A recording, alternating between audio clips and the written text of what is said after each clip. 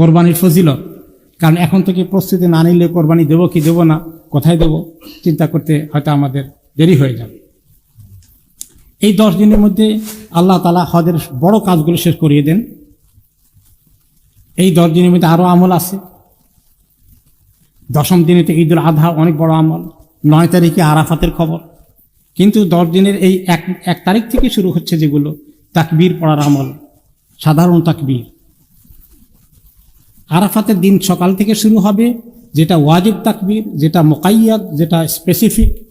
তার আগে জিলহজ মাসের শুরু থেকে সাধারণভাবে তাকবীরকে শুধু নামাজের আগে পরে নয়, যে কোনো সময় বেশি করে আমল করার জিকির হাদিস শরীফে গুরুত্ব সহকারে এসেছে। সাহাবী আবু হুরায়রা রাদিয়াল্লাহু আনহু, আব্দুল্লাহ ইবনে ওমর রাদিয়াল্লাহু আনহুমা বাজারে গিয়ে যেখানে মানুষের সমাগম, সেখানে গিয়ে একটু উঁচু স্বরে তাকবীর পড়তেন, যাতে সবাইকে মনে করিয়ে দেন দেখো জিলহজ মাস এসেছে। খালি গাফলতে বাজার করলে হবে না, তোমরা তাকবীরের উচ্চারণ করো। এই জিকিরটা জিলহজ মাসের চন্দ্র উঠে গেলেই তখন থেকে শুরু হয়ে যায়।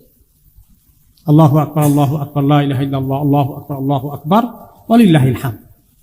আর 9 তারিখে আরাফাতের দিন থেকে প্রত্যেক নামাজের পরেই পড়তে হয়, কিন্তু তার আগে 1 তারিখ থেকে যে শুরু হয় ওটা আমাদের অনেকেরই জানা নেই।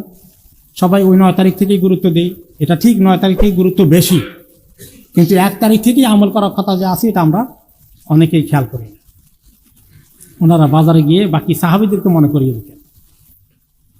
এখন এই যে তাকবীরের কথাগুলো আসছে, এই তাকবীরটা আমরা এই যখন হাটে ঘাটে যাচ্ছি, মসজিদে আসছি, ঘরে যাচ্ছি, বাজারে আসছি, ঘরে যাচ্ছি, কাজে আসছি, ঘরে যাচ্ছি, হাঁটার সময় যত বেশি জিলহজ মাসের আগামী শুক্রবার 1 তারিখ হওয়ার সম্ভাবনা রয়েছে, তখন থেকে এই আমলটা আমরা নিজেদের ভিতরে ঢুকিয়ে নিব। ছেলে মেয়েকে শেখাবো, পরিবারের সদস্যদেরকে শেখাবো।